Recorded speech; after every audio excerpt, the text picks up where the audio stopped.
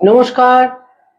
আমাদের আজকের আলোচ্য বিষয় আগামী 2025 13 জুলাই শনি মহারাজের মীন রাশিতে বক্র গতিতে যাওয়া এবং তার ফলে মকর রাশি মকর লগ্নের জাতক জাতিকারা কি ধরনের ফলাফল পাবেন এবং তারা কিভাবে প্রভাবিত হবেন।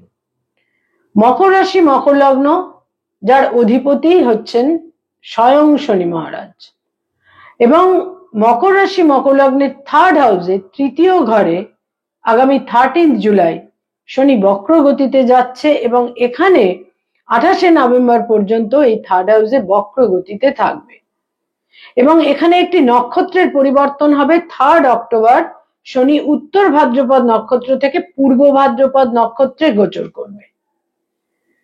রাশি লগ্নের থার্ড হাউসে উপচয় স্থানে শনি বক্র গতিতে যাচ্ছে এবং এর ফলে কিছুটা প্রভাব সেকেন্ড হাউসও কিন্তু পাবে।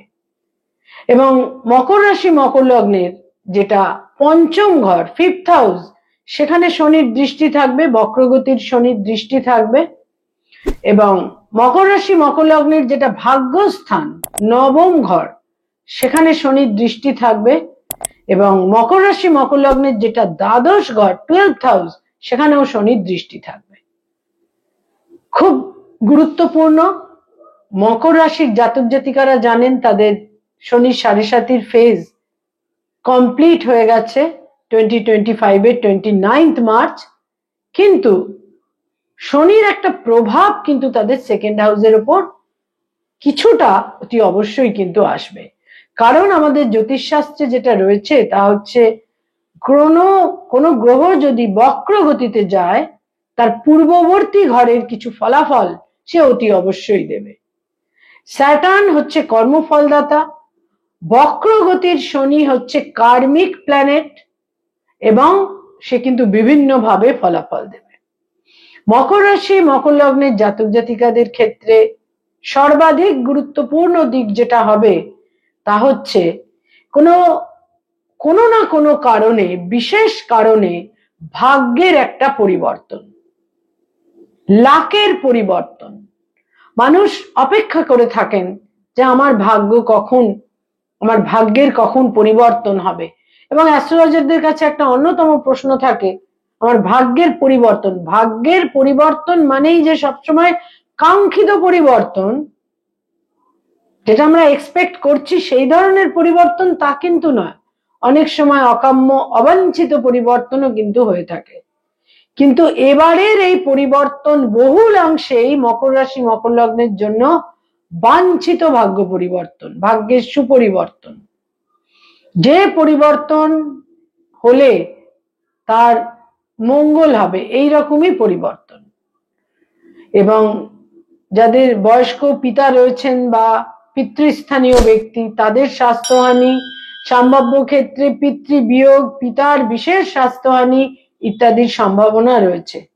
যারা উচ্চ শিক্ষার সঙ্গে সংযুক্ত, সেখানে যদি তারা পরিশ্রম অধ্যবসায় বজায় রাখতে পারেন তাহলে কিন্তু অভূতপূর্ব সাফল্য, অ্যাচিভমেন্ট তারা নিশ্চিত রূপে পাবেন। যারা পিএইচডি করছেন, রিসার্চ ওরিয়েন্টেড কাজকর্ম করছেন, যারা সায়েন্টিস্ট, তারা অভূতপূর্ব শুভ ফল পাবেন।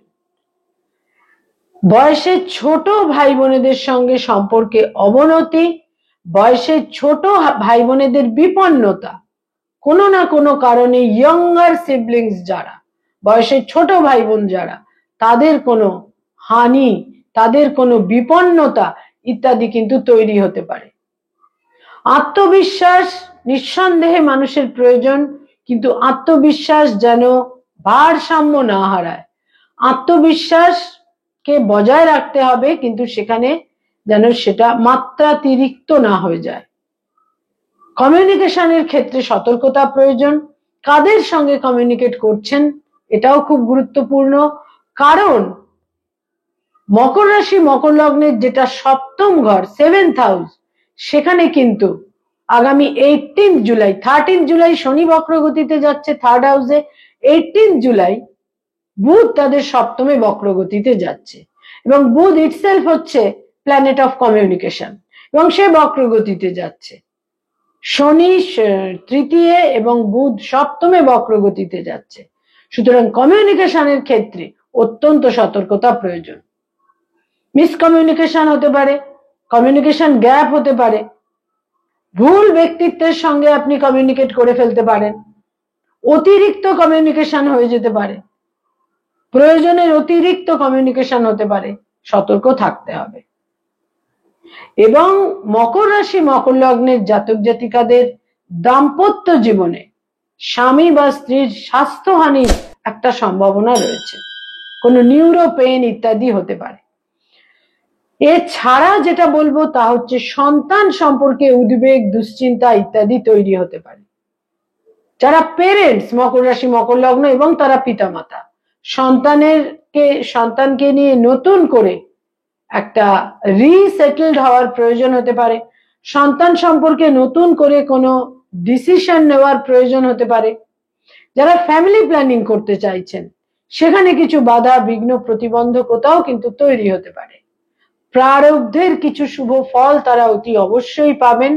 তাদের মেধা, বুদ্ধি, দূরদর্শিতা, বিচক্ষণতা মকর রাশি মকর লগ্নের জাতক জাতিকাদের এই সময়কালে বহু প্রতিকূলতা, বিপন্নতা থেকে তাদের কিন্তু অতি অবশ্যই একটা জায়গায় বাঁচিয়ে রাখবে যদি তারা বিচক্ষণ হন এবং দূরদর্শী হন। বয়সে ছোট ভাই বোনেদের জীবনে অতিরিক্ত ইন্টারফেয়ারেন্স একেবারেই উচিত হবে না, সেটা কিন্তু আপনাদের বিপদে ফেলতে পারে, সেটার দ্বারা একটা মিসআন্ডারস্ট্যান্ডিং তৈরি হতে পারে। মকর রাশি মকর লগ্নের জাতক জাতিকাদের আপার অ্যাবডোমেন জনিত সমস্যা হতে পারে। আপার অ্যাবডোমেনে কোনো দীর্ঘমেয়াদী ক্রনিক ব্যাধি ধরা পড়তে পারে। এই সমস্ত ক্ষেত্রে সতর্ক থাকতে হবে এবং যে সমস্ত ব্যাধিগুলোর জন্য সার্জারি প্রয়োজন হয় এবং যে ব্যাধিগুলো নির্মূল হয় না, এই সমস্ত ব্যাধির শিকারও এই সময়কালে কিন্তু তারা হতে পারেন।